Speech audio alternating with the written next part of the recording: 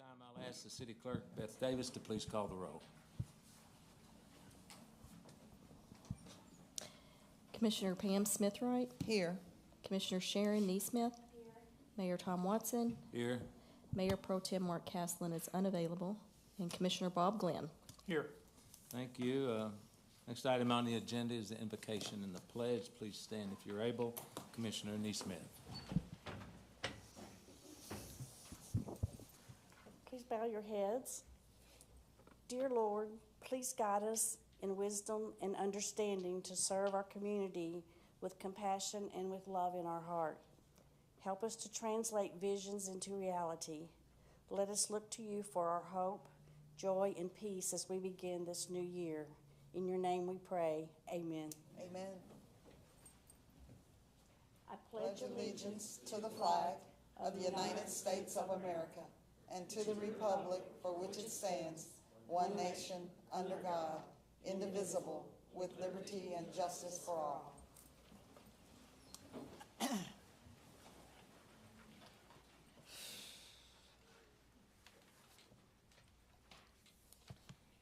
Thank you. Next item on the agenda is the National Red Day Proclamation.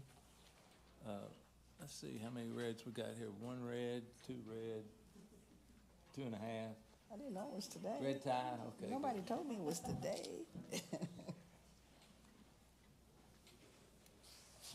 I'm going to read this proclamation from up here because the person that was supposed to come and let us present it to them had some transportation issues due to the weather.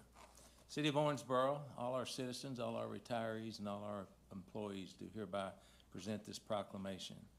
Whereas cardiovascular disease is the leading cause of death in women, claiming more lives than all forms of cancer combined, and yet only 44% of women recognize that cardiovascular disease is their greatest health threat.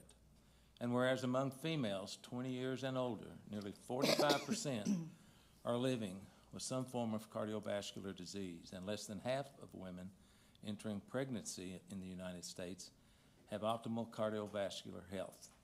And whereas cardiovascular health disease is the leading cause of maternal death in the U.S., and more simply put, heart disease is the #1 killer of new moms. And whereas overall 10% to 20% of women will have a health issue during pregnancy, and high blood pressure, preeclampsia, and gestational diabetes during pregnancy greatly increase a woman's risk for developing cardiovascular disease later in life. And whereas most cardiac and stroke events can be prevented through education and lifestyle changes, such as moving more, eating smart, and managing blood pressure. And whereas in 2020, stroke caused the deaths of 90,627 females, approximately 56.5% of total stroke deaths. Whereas women are often less likely to receive bystander CPR because rescuers often fear accusations of inappropriate touching and sexual assault or injuring the victim. Whereas there are significant biological differences between men and women, and clinical trials have not always adequately enrolled women or analyzed sex-specific differences in the data. And as of 2020, only 38% of cardiovascular clinical research trial participants are women. Whereas since 2004, the American Heart Association Go Red for Women movement has addressed the awareness and clinical care gaps of women's greatest health threat, cardiovascular disease. And on the cusp of American Heart Association 100th anniversary, continues to make bold moves to save lives and pioneer scientific discoveries. Now, therefore, I, Thomas Hart Watson, Mayor of the City of Owensboro, do hereby proclaim February the 2nd, 2024 as National Wear Red Day in Owensboro in recognition of the importance of the ongoing fight against heart disease and stroke, signed and sealed the 16th day of January, 2024. So, someone will come and get this. I forget her name, I'm sorry, but at another time. Next item on the agenda is the Human Relations Commission update. Jacqueline Hill, Executive Director, and Becky Brandel, Community Coordinator. You have 2.3 minutes to talk. No, I'm just kidding.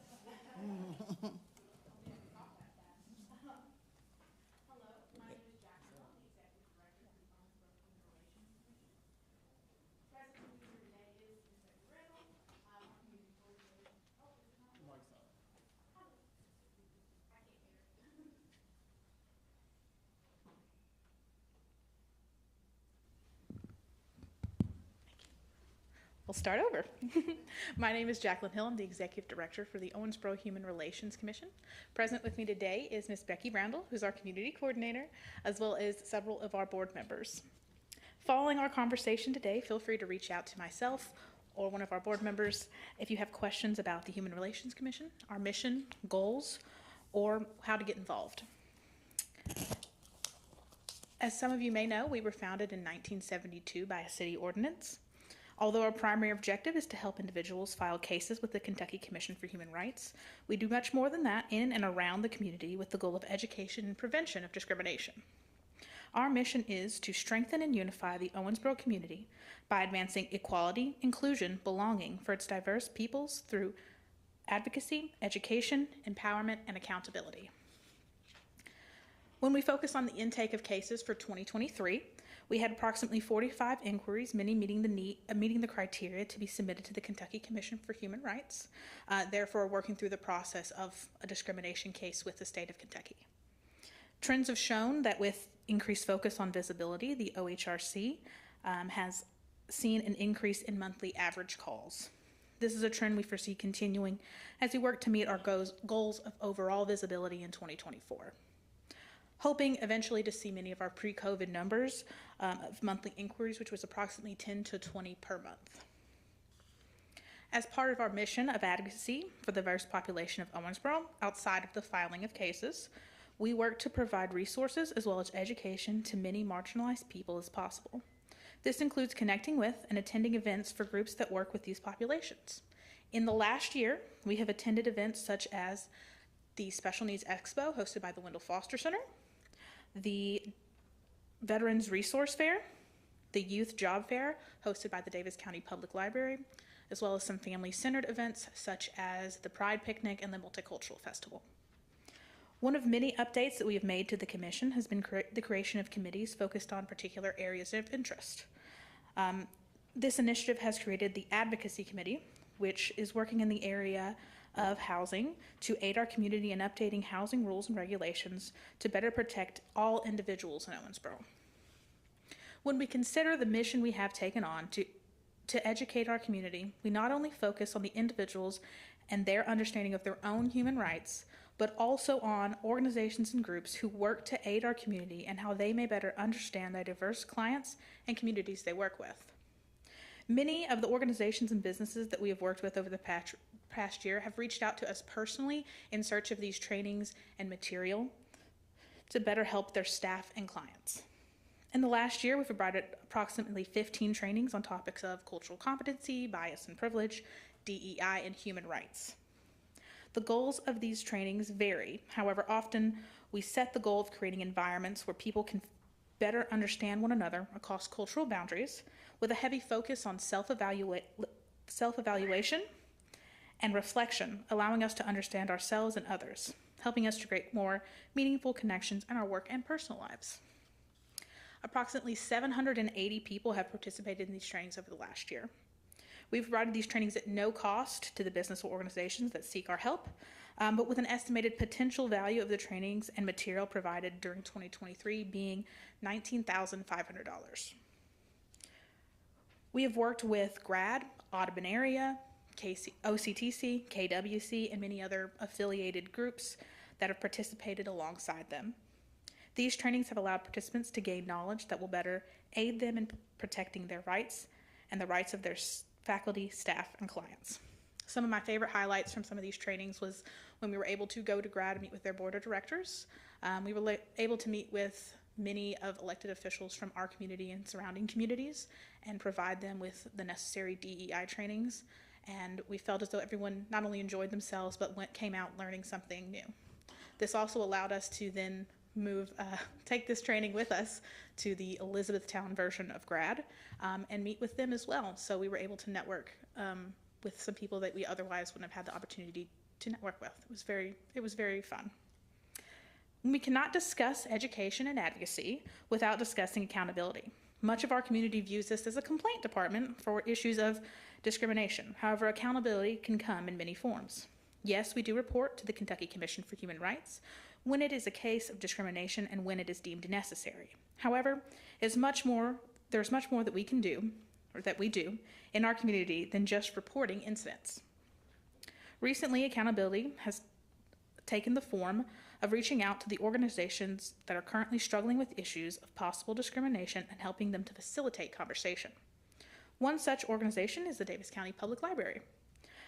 When we were made aware of an issue regarding a former employee, we reached out not only to the individual, but to the library as a whole, and were able to provide training to help their staff better understand their employment rights.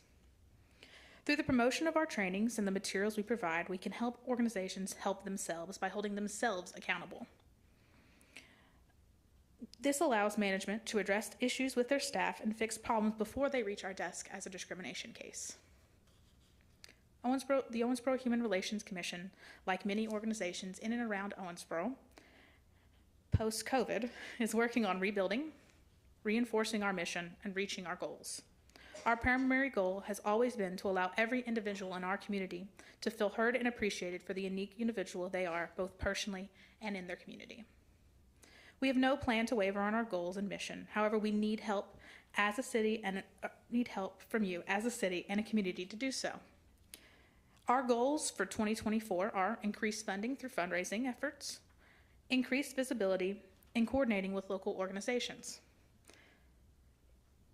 If you have a passion for education, advocacy, empowerment, and accountability, please take the time today to get involved. We are always in search of new board members, volunteers, community partners, or simply driven individuals who care about what we do.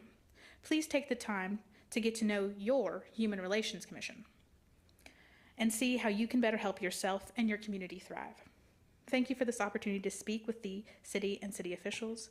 We hope to continue to grow this partnership, and we hope to be back with another update in some few months. All right. Thank you. Any questions? Commissioner Just Glenn? one real quick. So the legislature is considering a proposal to eliminate DEI programs at state universities. Are you allowed, I don't know what the boundaries are you allowed or are you involved in advocating as to the unwise course of that action, or are you familiar with the issue?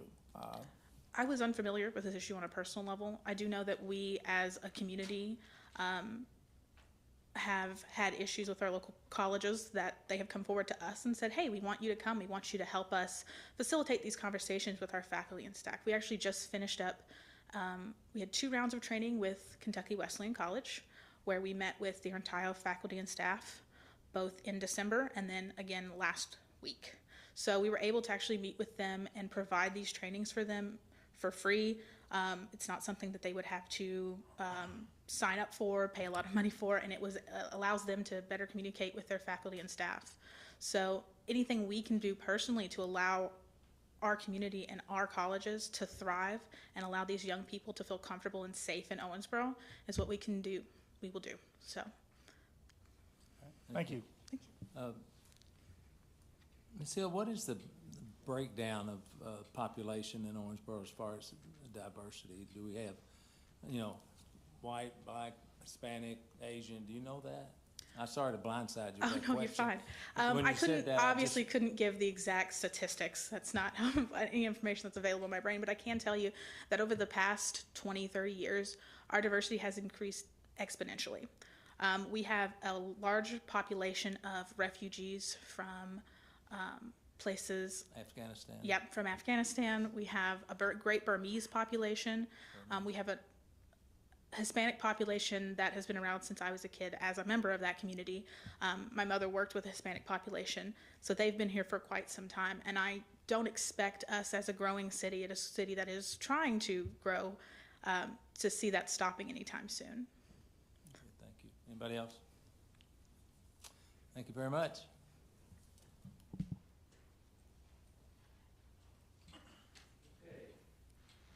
Next item on the agenda is item 4C, the Popular Annual Financial Report, June 30th, 2023. Our Extraordinary Finance Director, Angela Waniger. Thank you, Mayor. So this is, as the Mayor said, our Popular Annual Financial Report, and that's actually a terminology from the Government Finance Officers Association. You'll also hear me refer to it as our PAFR. So with that, I just want to go over briefly what the PAFR is. So I'm going to present it to you and our viewing audience. This is our sixth PAFR. So what is a PAFR? A PAFR is like the Cliff Notes or the Reader's Digest version of the city's annual audit. By example, the PAFR is 12 pages, whereas the city's comprehensive annual audit is 174 pages. The PAFR is designed to be readily accessible and easily understandable by the general public. This report actually serves two purposes. One is to fulfill the OBKY recommendation for making summarized and easy to understand annual reports regarding the financial status of the city available to the community. And two, by fulfilling this reporting recommendation in the form of the PAFR, the city participates in the awards program established by the Government Finance Officers Association, or also known as the GFOA, allowing the city to receive national accolades and to garner input and advice from the GFOA reviewers and staff on how to provide the best document possible. Speaking of national accolades, the city has thus far received an award for every one of the previous 5 PAFRs submitted to the GFOA. With that, let's look at examples of some of the information you might find. This PAFR reports on the fiscal year ended June 30, 2023. Things you will find in the PAFR include a message to the city residents from City Manager Nate Pagan, elected officials and administrative staff names for anyone wanting to contact them. Financial information. The city has 30 total funds reporting financial activity.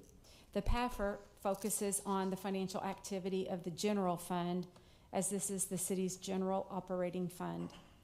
There is city demographics, demographic information such as median income, cultural amenities, number of city parks, fire stations, and public schools is included, among other things. City signature projects.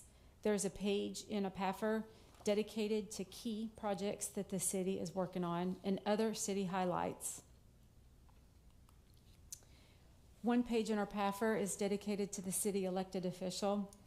The PAFR reflects the elected officials in office for the respective year that is being reported. It is important to recognize and give credit to our elected officials who work hard to provide direction for the city and its future. There is also a list of the administrative staff and the departments that they supervise. There's also on page 3 in the PAFR, you will find historical information such as how and when the city was named, as well as many other interesting facts about the city.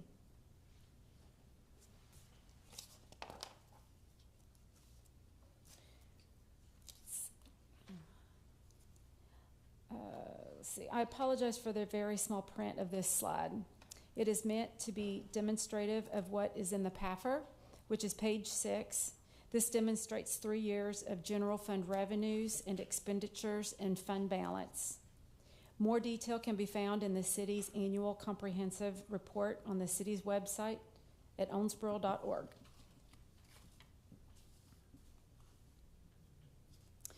Also, as reflected on page 6 of the PAFR, this pie chart is helpful to see by percent the general fund expenditures by category. Categories such as salaries and benefits, maintenance, transfers, capital, and so forth.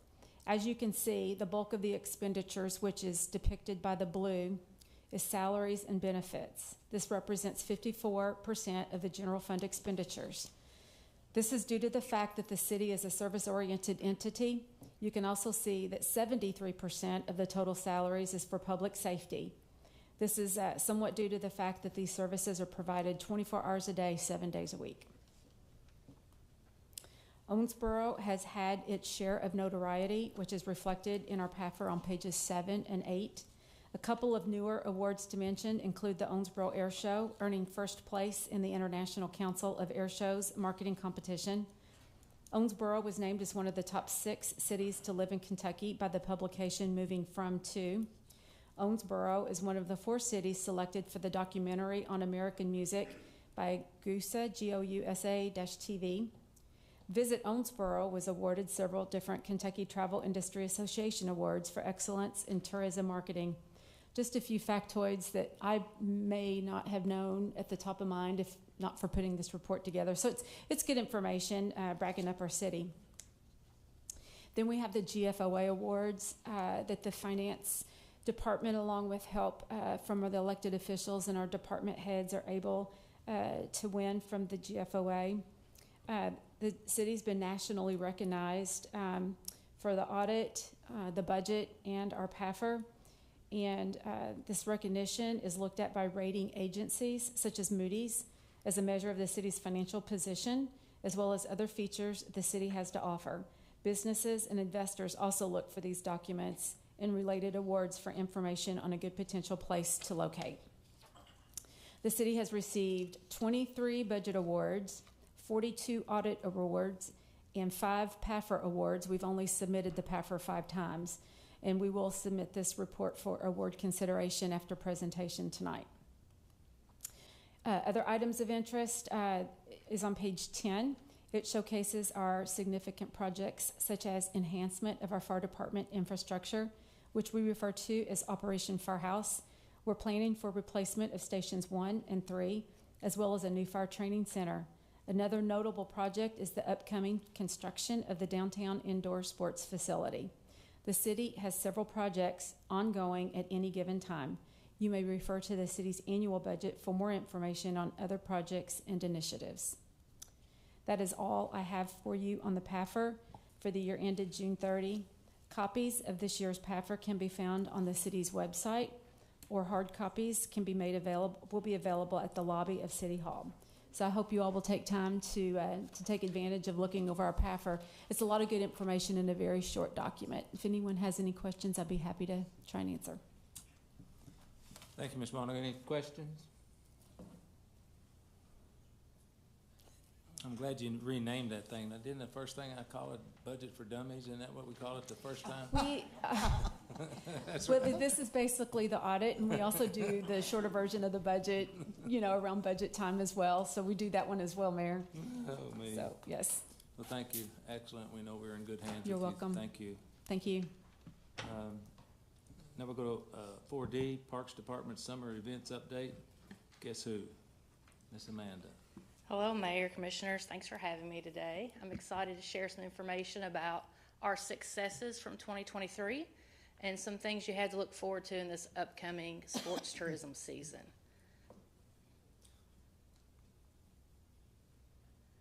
So, as you are aware, our overall goal is to make Owensboro, Kentucky the very best city in the state of Kentucky to live, work, and play. That is our mission in the Parks Department on a daily basis, and we try to accomplish that through 3 primary goals. First is to improve the quality of life for our local taxpayer and citizens. We do that by trying to provide excellent parks and recreational facilities, programs, activities, and events. We also want to ensure that there's green space and natural environment for our current taxpayer and citizens and for future generations. And then third, we really strive to support our local economy through sports and recreation tourism. So today we're going to talk about sports tourism and how one of our primary functions is to drive dollars from other communities that are earned outside of Owensboro and infuse those into our local economy through sports tourism. So there's a lot of value to sports tourism. There's many reports. The National Recreation Park Association does a large report every year that talks about the effects of recreational tourism and sports spending on communities and how that helps local economies. And I don't want to get down deep into the numbers, but I do want to get into how that is of value to our local economy and how you are gaining a return on your investment through the subsidy of the parks and recreational facilities that you provide here in our community. When someone comes as a travel sports parent or to an event or activity, and I say this as a old travel volleyball mom myself, we used to say, come and play and the money stays. It was kind of a joke, so that's kind of what we're doing here as well, is we're inviting people to come from their town with their dollars and come into our community. So those dollars that are earned stay through the direct spending when they're getting hotels, paying for gas, spending at our restaurants. That indirect spending, which is the re-spending of that dollar that's left here into our economy, and also through induced spending, where you have growth in the availability of households and businesses to spend through that increased dollar that's brought here to Owensboro. So we have lots of locations in our parks and recreation system where we host sports tourism events. Those are listed on the screen here.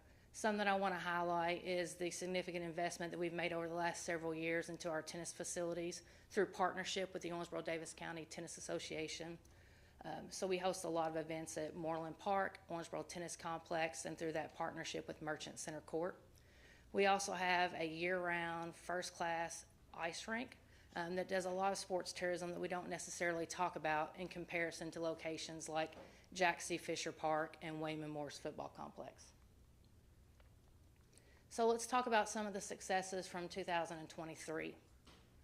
So we had 64 total sports tourism events last year. We hosted those throughout multiple locations within your system. I think we're known most importantly for baseball and softball in our community through the wonderful visionary investment that we placed into Jack C. Fisher Park. But we also do a lot of sports tourism at the ice rink, at Wayman Morris Football Complex, and Thompson-Berry Soccer.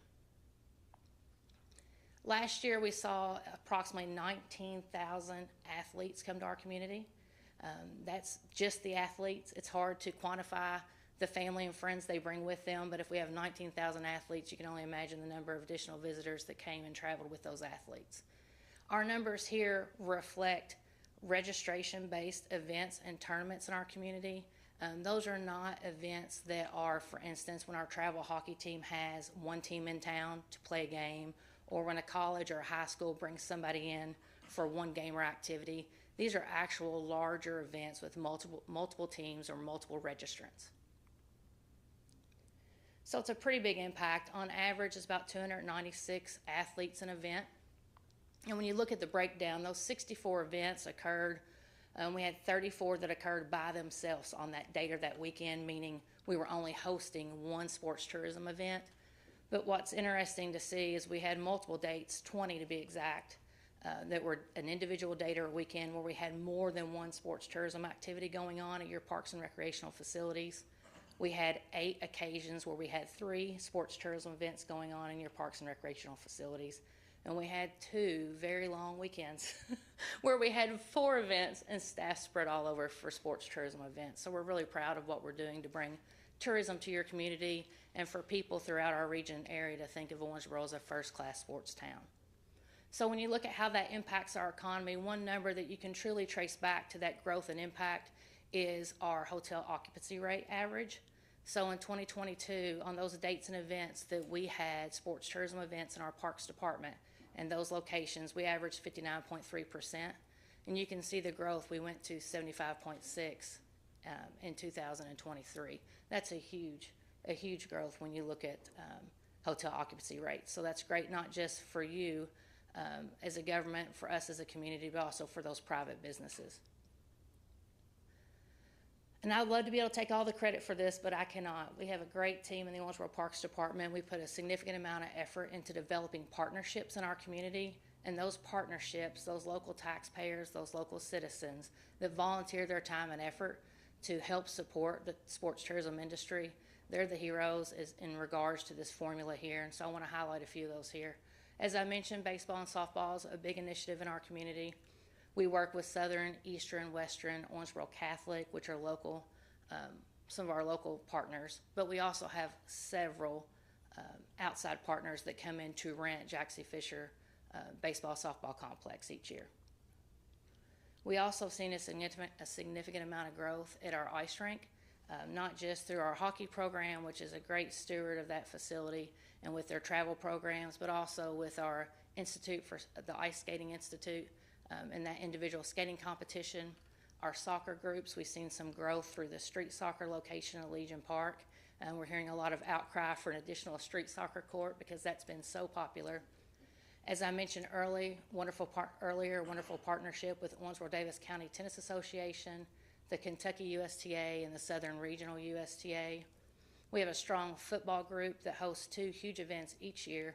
We see about 100 youth football teams in the month of November that come to Owensboro. Mountain biking is a growing sport. We have Steady Eddie soapbox racing out at Ben Halls Park. Strong golf program here in our community at Ben Halls. And I'd be remiss not to mention the current partnership we're working with River City Pickleball to create an outdoor tournament level pickleball facility.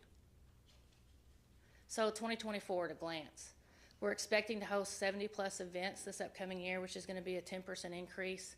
That's what we're looking at based upon what we currently have in the books, what we've got contracts sent out, and what we're currently working to establish in current conversations. Some returning events to highlight would be one of the football events I want to highlight is the Owensboro Davis County Youth Football's Kentucky Cup, which has about 48 teams each year. United Soccer Spring Cup, 106. Our United States Fast Pitch Association County Community Softball event, and then the National Softball Association Supers event. So those are all returning events of note. Some new events for 2024 that we're super excited about is the USSSA Baseball Great Lakes National Baseball event. There'll be about 40 teams from 9 states that'll come to Owensboro to Jackson Fisher Park to participate next year. I know you've heard news about Kentucky Special Olympics bringing the state softball event back. Very, very excited for that. Another area we're looking to grow and partner in is recruiting events during the week through the conferences that come to town. So we're making a significant effort to market and communicate through the Owensboro Convention Center to try to draw events, particularly golf. We see that a lot with conferences. So the Kentucky Wastewater Operators Association will be in town next year, and they're going to host an event at Ben Hall, so that's 100 golfers as well. We have a new tennis event, and I put shh on your screen because I can't announce it just yet. I'm itching to get the announcement out. We're working with Southern Regional USTA office. There's going to be players from 9 states and over 250 athletes, so look for that announcement to come hopefully in late February. We're also working with the Kentucky Interscholastic Cycling League. That is a mountain biking league for 6th through 12th graders. They have a new circuit in the state of Kentucky for those youth mountain bike racers, and we are working to get onto that circuit and be one of the 9 races that they host each year annually. Hopefully that'll be here in Owensboro Davis County next year. So as you can see, we do a significant amount of sports tourism to support our local economy. I want to thank you for the acknowledgement of the return on investment through the continued sponsorship and support of our department. And I just ask that if you have any questions, please know I'm always here to answer those, and I'll answer any you may have today. Thank you, Amanda. Any questions? Commissioner Glenn.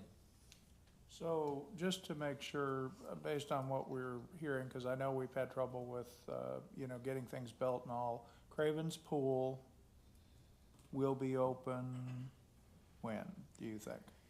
Well, it is intended to open the same time Combest opens, Memorial Day weekend this May.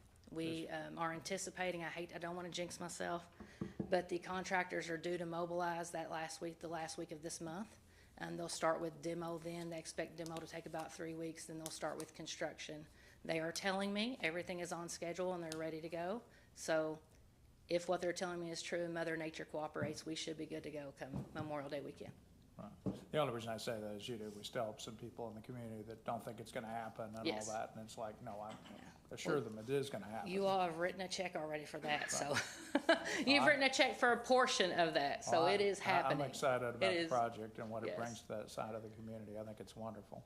The other question, a long time ago, we used to host, KHSSA, we were hosting, we still do, I think, host, what is it? The 2A. The 2A tournament. Is there any chance of us getting any other championship level events for Kentucky high school athletics? Not for 5A, 6A. For instance, when we had the Kentucky High School Athletic Association's state softball tournament. Softball, yeah. We had softball for years here at Jackson Fisher Park, but they wanted to go to the model that the boys had and have those young ladies have the opportunity to play at a collegiate stadium like UK. So right now they are doing that event in the same way they do the boys baseball event, and it's down to an 8-team tournament over 2 weekends. So I don't predict that would be back at any time in the near future, but we are looking at trying to grow some of those individual state level events like the 1A or the All-A and the 2A event. We do have the 2A state softball tournament back again this upcoming year. So we're continuing to look at ways that we can grow some of their activities here in our community. And what does your prognosis look like in the summer to hire part-time employees? Because I know during COVID, well, even after COVID with the salary issue, it was difficult. Are you optimistic we'll be able to fill all the positions and be in good I shape am. this summer? I am. I really appreciate what you all have done to help with the pay scale for the part-time staff, and I can't thank you for the full-time staff pay scale adjustment as well. But the difference in the adjustment in the part-time scale has really increased the number of applications we've received this last year, and it's put us in a very competitive place to be able to recruit staff. We are going to need a few more lifeguards than we did last year, since we are opening Craven's Pool, so we'll have about 16 more positions to fill for this upcoming summer. But we have interviews scheduled tomorrow for lifeguards, and classes worked out with the Health Park and the YMCA, who are great partners to help us get trained lifeguards in our community through the winter. And one last question. So we're eventually going to have the roundabout construction at Hillcrest. Will that, to your knowledge, I've talked to Nate a little bit about this, will that shut down portions of the course, kind of like the irrigation project has necessarily had to do so at Ben Haas? No, sir, I don't believe so. We've seen the blueprints and the designs. We're currently working, and it'll be on the agenda here today, this afternoon, for a purchase agreement with the state. But we've worked really hard with them to make sure that it minimizes disruption to the course. There will be some disruption to parking in our main parking lot at the bottom of the hill for about off and on for a 2-week window. But outside of some of that disruption over the course of the project that may interfere with one lane of parking or another lane of parking, we're really not going to see any interference with play at the course. The only prediction I have with that would be based upon the timing of when the project starts, which we're still not 100% certain about. We may have to look at relocating our business league, which generally occurs in June and July. That may have to have some relocation potentially to Ben Halls for one season if their schedule was to occur at that exact same time. That would affect the parking. Well, thank you so much for your hard work and your staff's hard work. God bless you. Appreciate all you do. Thank you, Commissioner. Anybody else? Commissioner Smith-Wright. Thank you, Mayor. You're welcome. I'm wondering, when we get the sports complex complete, will that bring, do you see that will bring in more tournaments and things to our city? 100%, without question. That facility's primary focus is going to be basketball and volleyball, and those are two activities and programs that we really don't have a perfect spot in town to host those events for. I know the convention center has done a great job making use of their space and being able to provide 8 courts at their location. I know providing those and the cost to provide those to our tournament director is a little bit increased, likely from what the price point will be for the new facility, because of the labor that's involved to put courts up and down.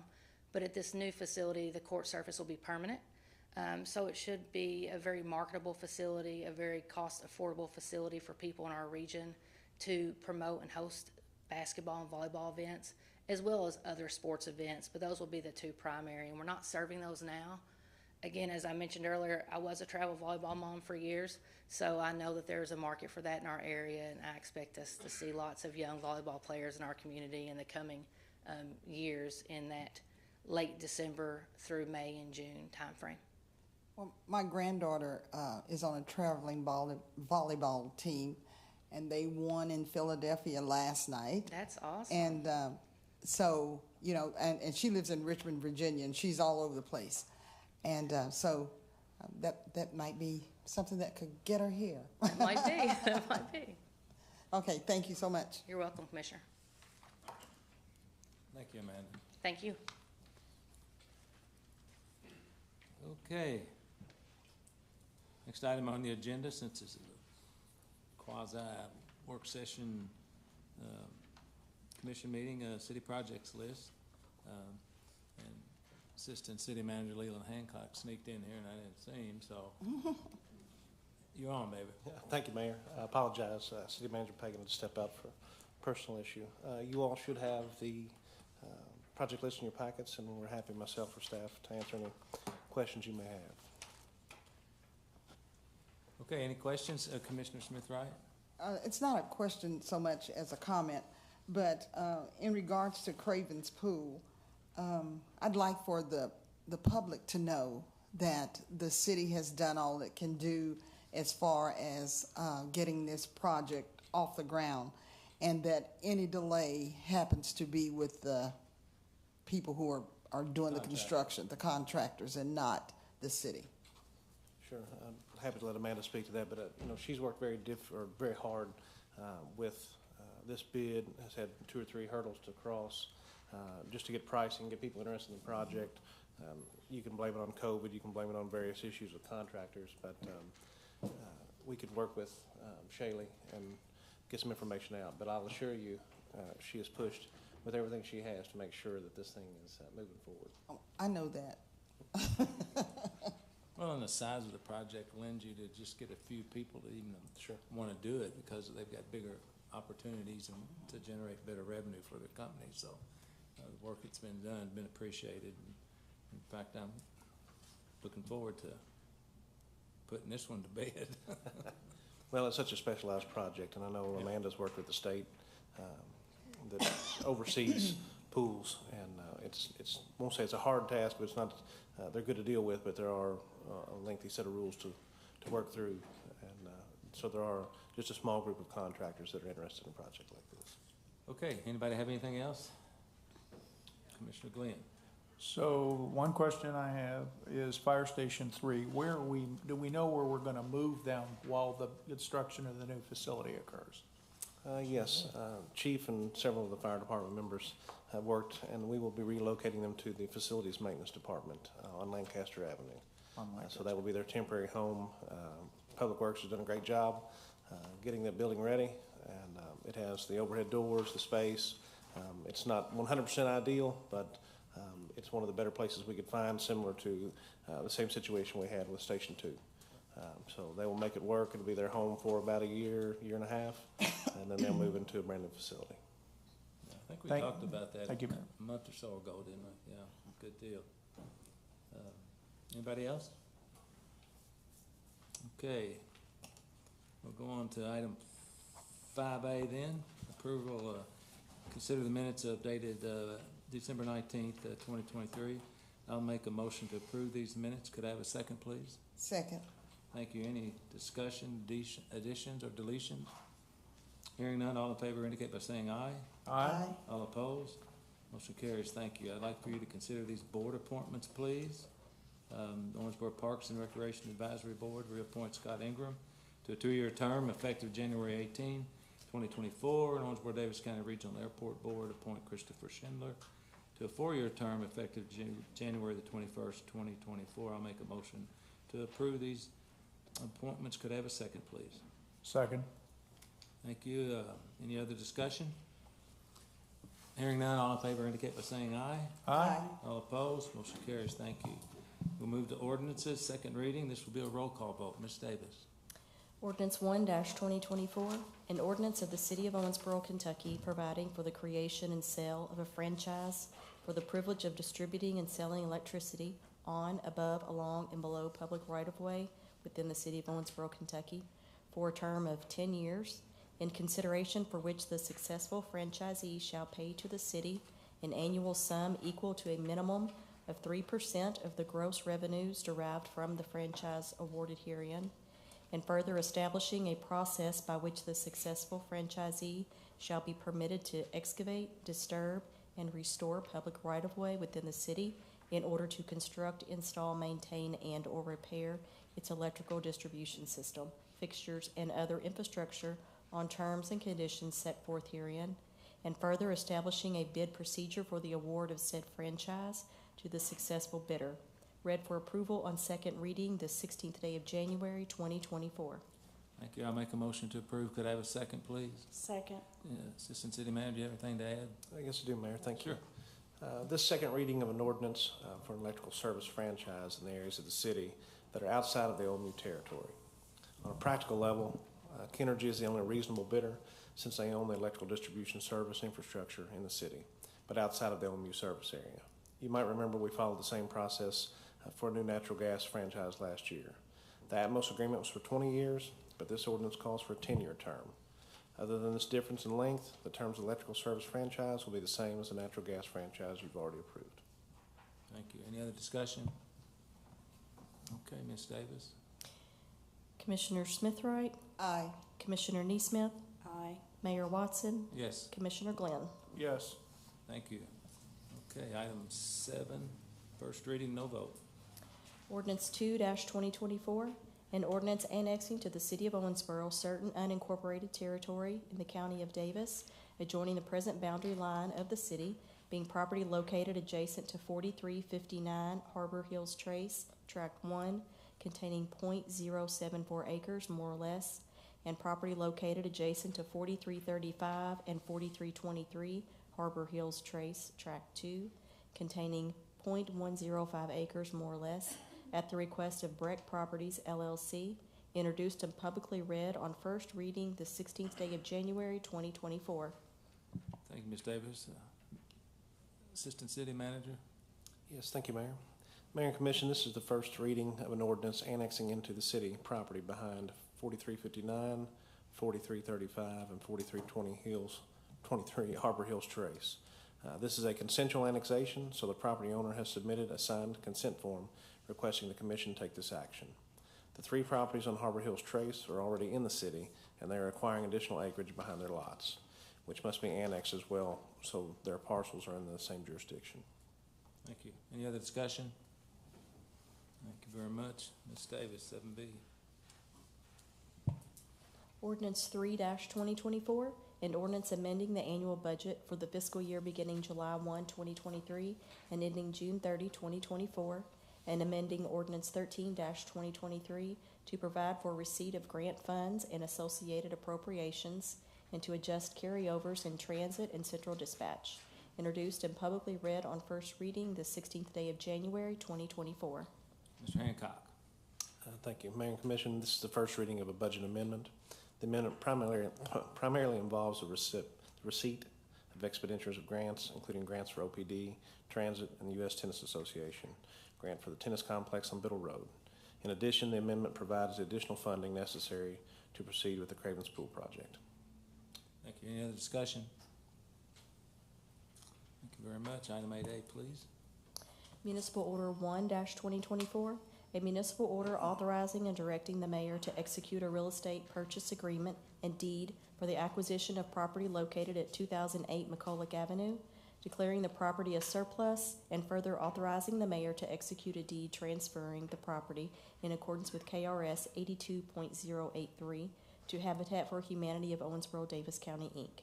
Read for approval on one reading the 16th day of January 2024. Thank you. I'll make a motion to approve this municipal order. Could I have a second, please? Second. Mr. Hancock.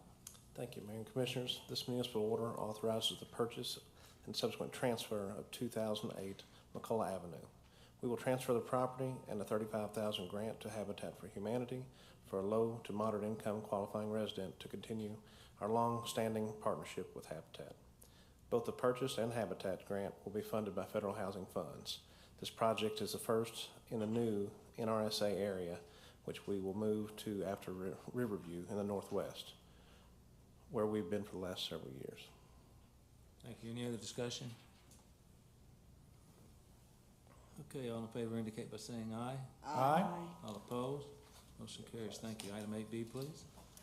Municipal Order 2-2024, a municipal order authorizing and directing the mayor to execute an application for a Kentucky Transportation Cabinet Office of Highway Safety grant in amount of $44,000, the proceeds of which will enable the Owensboro Police Department to provide overtime traffic enforcement during specific mobilizations within the city of Owensboro to enhance public safety. No cash match being required by the city. Read for approval on one reading the 16th day of January 2024. Thank you, Ms. Davis. I'll make a motion to approve. Could I have a second, please? Second. Thank you. Mr. Hancock. Yes, thank you, Mayor and Commissioner.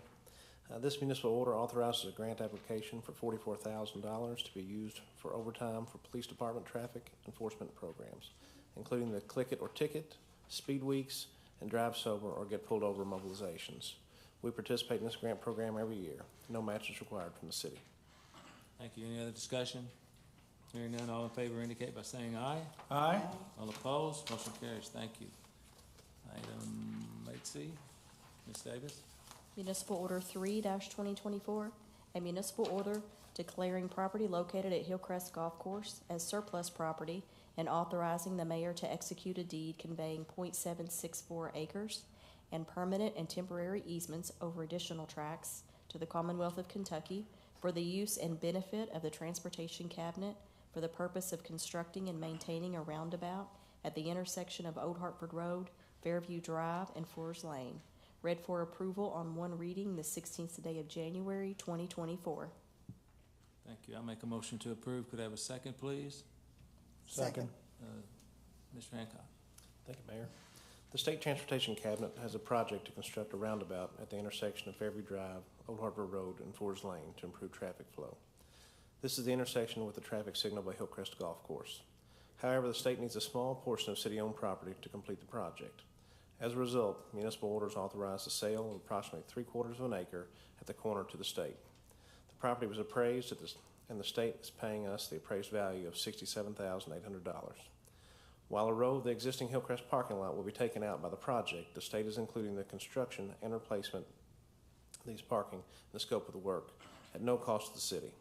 Our Parks and Engineering staff have been and reviewed the plans for the project, and we're confident the project will have no impact on the golf course.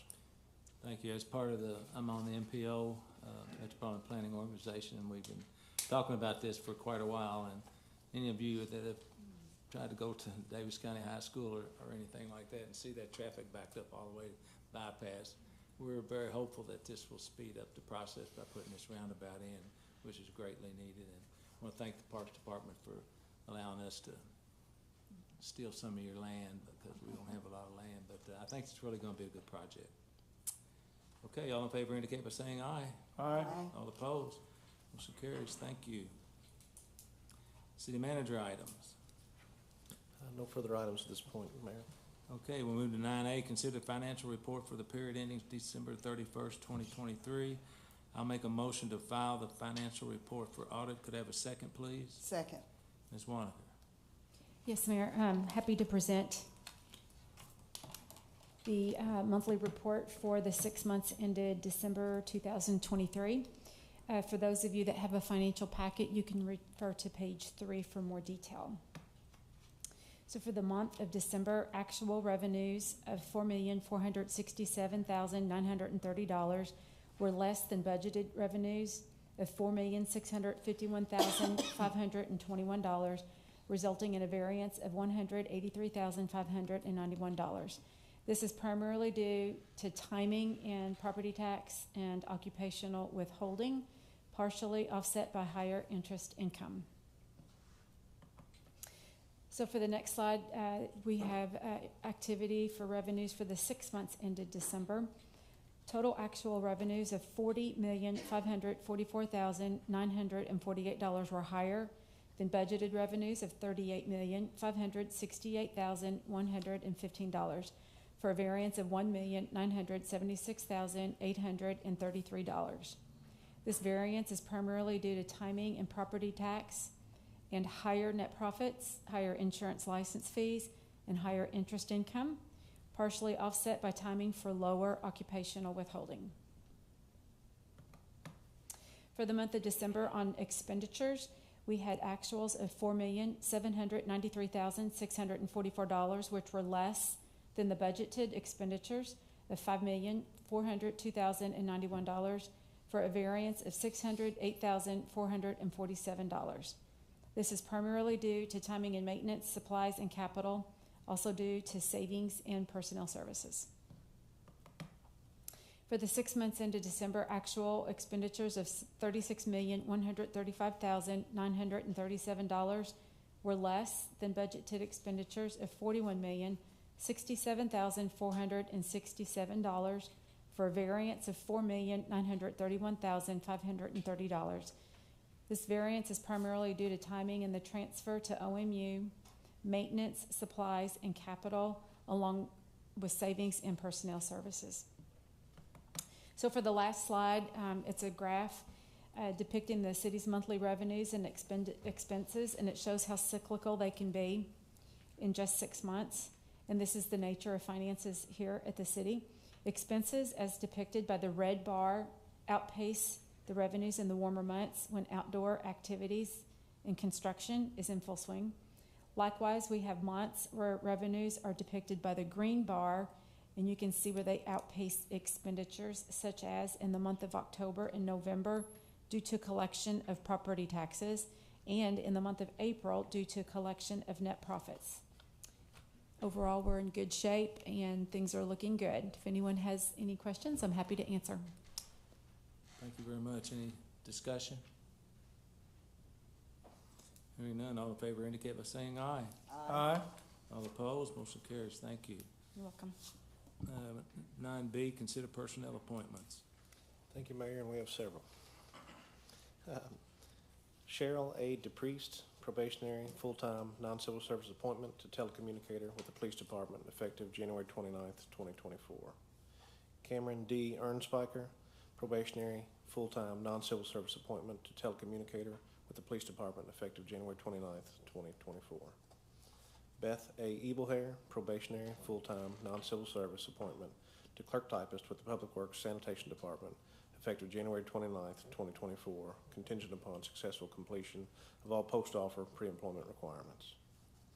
Misty R. Miller, probationary, full-time, non-civil service appointment to bus driver with the Public Works Department effective January 29th, 2024, contingent upon successful completion of all post-offer pre-employment requirements. Ryan C. Black, probationary, full-time, non-civil service appointment to firefighter with the Fire Department effective February 12th, 2024. Wyatt W. Grisky, probationary, full-time, non-civil service appointment to firefighter with the Fire Department effective February 12th, 2024. Brandon M. Pate, probationary, full-time, non-civil service appointment to firefighter with the Fire Department effective February 12th, 2024. James Bryce Ham, probationary, full-time, non-civil service promotional appointment to road worker with the Public Works Department effective January 28th, 2024. Damon N. Brandel, regular, full-time, non-civil service appointment to firefighter with the Fire Department effective January 5th, 2024. Colton W. Baker, regular, full-time, non-civil service appointment to police officer with the Police Department effective January 18th, 2024. Christina E. Butler, regular, full-time, non-civil service appointment to police officer with the Police Department effective January 7th, 2024. Kevin J. Green, regular, full-time, non-civil service appointment to labor maintenance helper with the Public Works Grounds Department effective January 3rd, 2024. Thank you. I'll make a motion to approve these personnel appointments. Could I have a second, please? Second. Any discussion? Mr. Bachmeyer, am I to assume that all these new firefighters are already EMTs?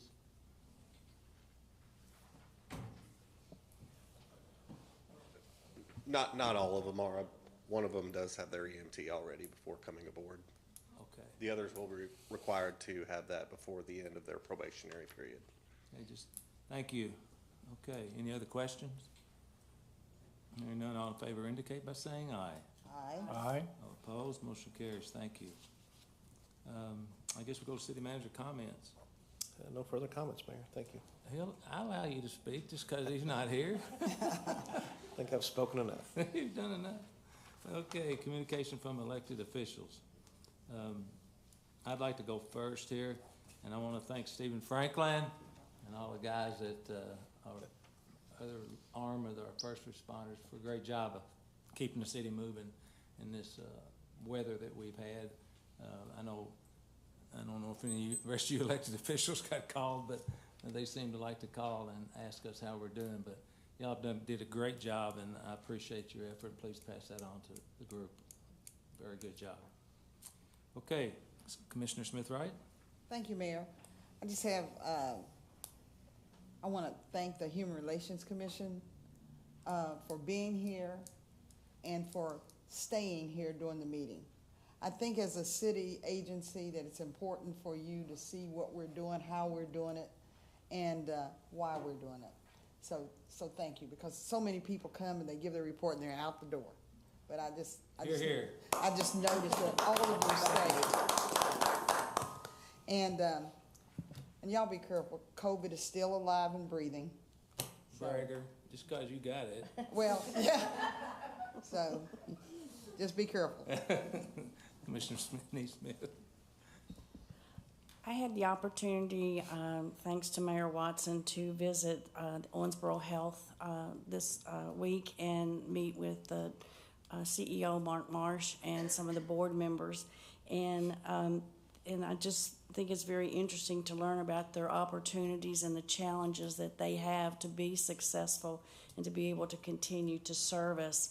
One of the things that really impressed me when I was looking out the window from the top floor was looking out at all of the cars and that were there, and realizing that they are our top employer in the county and city both, and that that these are actually our friends and family who work there, and also making sure that while many of us may not like something that happens, that we're very fortunate to have that organization here. And to go that next step, I was in the Owensboro Davis County Drug Alliance meeting today, and Owensboro Health presented what they are doing to help stop the opioid addiction in our communities, and how they're helping the physicians. I tell everybody that when I came on the commission, I felt like I was an informed citizen, but every day I find out that I knew nothing. But I'm learning. Thank you very much. But I thought I wanted to share with you one of the things that they're doing that would kind of give us ideas of what's happening in our community. So if you're a physician and years ago I broke my leg, I would probably go home with 30 pills and, take them and take 2 of them and have pain pills, 30 pain pills, and take them and probably take 2 or 3 of them and put them in the cabinet and throw them away, or wait for some family member to call me and say, hey, I'm hurting, type thing. So one of the things that doesn't happen anymore, and they're educating the physicians so that, how busy our doctors are. So where in the past they might have prescribed a pain pill, they have the option now to go to a system, a mechanized system, that will pull up and give them options that they can offer to their patients. So this helps the doctor be more open to giving alternatives versus giving the pain pills that stopped it. So it was very interesting, and I just wanted to share that because we need to appreciate all of our organizations in town, and the hospital is one of them, and I think their outreach is tremendous. And I just like to piggyback, not only are they our largest, they're the largest west of Elizabethtown. And they have, with healthplexes in Madisonville and in Henderson, and they work with Muhlenberg. They own Muhlenberg County Hospital, Twin Lakes, and Litchfield. So it is a big operation, and we're very fortunate to have such a regional hospital. They basically take care of 17 counties surrounding Owensboro and Davis County. So it's a big operation, and we're very lucky to have them. And I probably mentioned it, but there's 5,000 people working there, and those 5,000 people are our friends and family and nieces and nephews and people we don't know in other counties, but I'm very grateful to all of that they do for us. Thank you. Commissioner Glenn. Yes, I just wanted to also thank the Human Relations Commission board for being here and sticking through it. We get your certificate of merit soon and your ticket to Holiday World, but yeah, we appreciate you being here. I noted that you stayed. I was like, what are they doing? The other is attended several neighborhood alliance meetings. Just want to make a shout out to all the groups that do great work in our community. They're making their plans for this year, but that's such a great resource. Attended 3 of the Martin Luther King commemorative events. And I want to thank the mayor for allowing us to attend the NAACP event as a group. It was a wonderful event. The 4th Street Church, a Baptist church event, a great spiritual event, great speaker, and then the event at KWC. I wanted to shout out to Rafe Buckner, who was awarded the NAACP award. What an accomplishment, well deserved. And it's good to see Curtis Maglinger here today as well. God bless you. But I would just say that we always need to remember the lesson that Dr. King tried to teach us. And that is that every person has merit, every person has worth. Even sanitation workers in Memphis, where he went before he was assassinated, and that each and every day we live our lives, we should try to make the lives of other people better. If we do that, no matter what our status is, no matter what our job is, we can change the world. So, thank you, Mayor. Now we'll have open public forum. Members of the audience are invited to address the City Commission on any matter of public concern that was not on tonight's agenda. Comments are limited to issues within the scope and responsibility of this commission. The commission meetings are held to conduct city business for the benefit of Owensboro citizens and taxpayers. At this time, anyone who wishes to address the City Commission, please make their way to the podium to be recognized. Speakers must state their name and address for the clerk's record and limit their remarks to 3 minutes or less. Any takers?